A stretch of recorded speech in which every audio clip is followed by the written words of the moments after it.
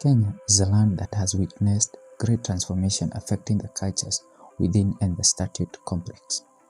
Welcome to this episode as we uncover complexities of curiosity that brought great transformation to the land of Kenya over the centuries.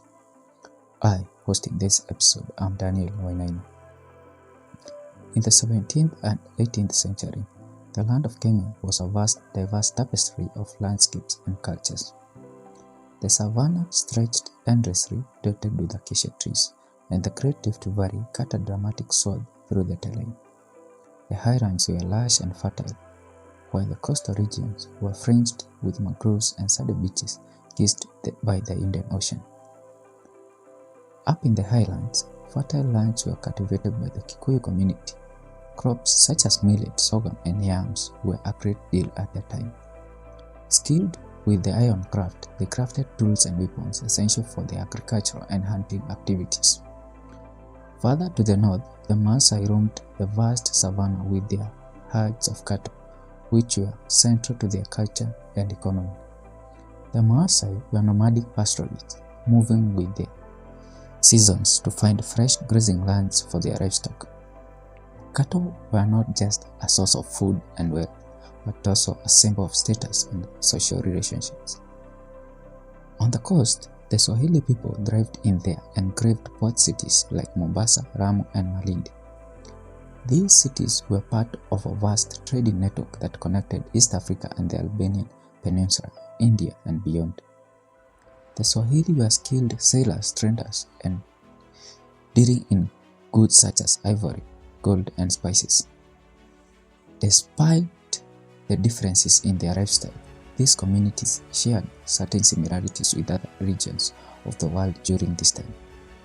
Much like the Maasai, the nomadic Bedouins of the Albanian desert depended on their herds and moved with the seasons. The coastal trade networks of the Swahili were akin to those of the Mediterranean, where port cities thrived on commerce and cultural exchange. The agricultural practice of the Kikuyu community mirrored those of the other settled farming societies, such as the rice farming in the Southeast Asia or the millet cultivators in the West Africa. Life in Kenya during the 1600s and 1700s was a tapestry woven from the threads of various cultures, environments, and economies.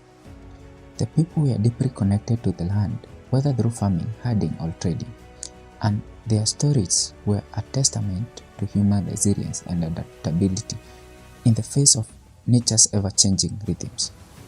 As the 1800s dawned over the land of Kenya, the rhythms of life began to shift with the winds of change blowing from distant shores. The Agikuyu, Maasai, Swahili, and the Swahili people continued their age-old tradition, but new faces and ideas were on the horizon, poised to alter the landscape forever. The coastal cities of Mombasa, Lamu, and Malindi grew even more vibrant, as they became critical hubs in the trade networks of the Indian Ocean. The Swahili merchants traded not just in ivory and spices, but also in the new goods and ideas brought by foreign traders.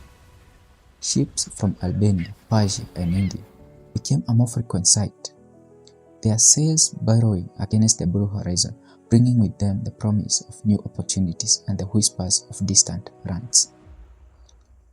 Among these newcomers were the Indian traders, who began to establish a more permanent presence along the coast. Their keen business acumen and ability to navigate the intricate trade routes made them invaluable partners to the Swahili. They brought textile, beads, and other goods, exchanging them for their precious commodities of East Africa. The Indians, with their own rich cultural heritage, added another layer to the already diverse tapestry of the coastal cities. In the highlands and savannas, life continued much as it had for centuries. The Agikuyu tilled their fields and harvested their crops, while the Maasai moved their cattle across the plains. But even here, the winds of change could be felt. Stories of strange white explorers began to filter into the villages. carried by word of mouth around the well-woven paths of trade and communication. These explorers, driven by curiosity and the promise of new lands, began to map the interior of Kenya. They were often met with a mix of curiosity and suspicion by the local communities. Some of these explorers came with grand vision, not just of discovery, but of conquest and colonization. The British in particular saw the strategic and economic potential of East Africa and began to lay the groundwork for a more formal presence. As the century wore on, the idea of connecting the vast reaches of the British Empire by land took hold. The concept of the Kenya-Uganda Railway, which would stretch from the Kenyan coast to the interior, was born. This ambitious project aimed to facilitate the movement of goods and people, linking the fertile highlands with the bustling port of Mombasa. The railway would become a symbol of the new era, a steel artery pulsing with the promise of progress and exploitation. To build this railway, rubber was needed, and once again, the Indian connection proved vital. Thousands of laborers from India were brought in to lay the tracks that would change the face of Kenya. These men toiled under the harsh African sun, braving the dangers of disease, wild animals, and the rugged terrain.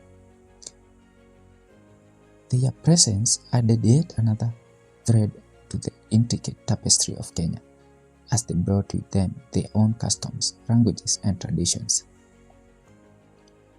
The construction of the railway was not just a technical feat, but a transformative event that began to knit the disparate regions of Kenya together. Towns sprang up along the tracks, and with them came new opportunities and challenges. The railway facilitated the movement of goods and people, accelerating the pace of change and drawing Kenya further into the global economy. By the end of the 1800s, Kenya was a land in transition. The traditional way of life persisted, but they were increasingly interwoven with the new influences brought by traders, explorers, and the colonizers. The stories of the Agikuyu, Maasai, and Swahili now included chapters of encounters and adaptation as they navigated the complexities of a changing world. The railway stood as a testament to the transformative power of human ingenuity and ambition, linking the ancient rhythm of the land to the relentless march of progress. As the 19th century turned its final pages, the dawn of a new era was rapidly approaching in Kenya. The construction of Kenya-Uganda Railway was more than just a feat of engineering. It was a harbinger of deeper, more profound changes that would soon sweep across the land. The British, driven by a desire to expand their empire and exploit the economic potential of the East Africa, began to tighten their grip on Kenya. The railway, with its steel tracks and chugging locomotives, became the backbone of the British ambitions, linking the fertile highlands and the bustling coast, facilitating not just trade but also control. The British government declared Kenya a British protectorate in 1895, marking the official beginning of colonial rule. This move was backed by the power of the British Crown, and it was not long before British administrators and settlers began to impose their laws and systems over the land. The traditional way of the Agikuyu, Maasai, Swahili, and other communities were increasingly overshadowed by the arrival of the British statutes and regulations. The British, with their monarchical authority, established a legal framework that sought to control every aspect of life in Kenya. Land, which had always been a communal and sacred resource for the local communities, was now subject to the British land laws. Under the authority of the Crown, large tracts of fertile land were appropriated to the British settlers. These lands were often taken from the local people, who were either displaced or forced to work on the very land that had been theirs for generations. The British introduced land titles and deeds, alien concept to the indigenous people, who had always viewed land as a communal heritage rather than individual property. The introduction of these statutes was met with resistance, but the British, with their superior military and administrative machinery, quelled any opposition with a firm hand. The Maasai, known for their fierce warrior traditions, found themselves increasingly confined to reservations, their vast grazing ranches taken over by settlers. The Kikuyu, whose agricultural expertise had sustained them for centuries, saw their lands divided and redistributed under British law.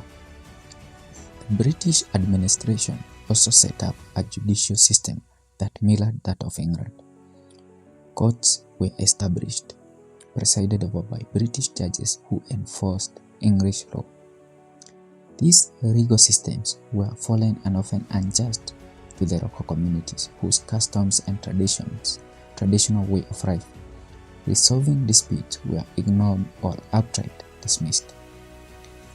The colonial government enacted laws that favored the settlers and marginalized the indigenous population, creating a society of deep inequalities. Education, too, became a tool of the British Crown. Missionary schools were established, teaching the English language and British customs. The aim was to create a class of educated Africans who would serve the colonial administration. But these also sowed the seed of a new awareness among the local people. The educated elites began to question the injustices of colonial rule, planting the early seeds of resistance that would grow in the coming decades.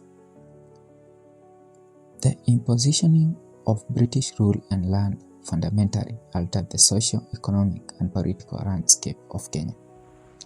The railway, once a symbol of progress and connectivity, now also represented the relentless advance of colonial exploitation. The British Crown, through its statutes and governance, sought to remake Kenya in its own image, disregarding the rich tapestry of cultures and traditions that had flourished for centuries. The colonized communities would now see a memory of the land they settled on as just the land we owned. Thanks for watching. Don't forget to like, share, and subscribe for more content. See you on the next one.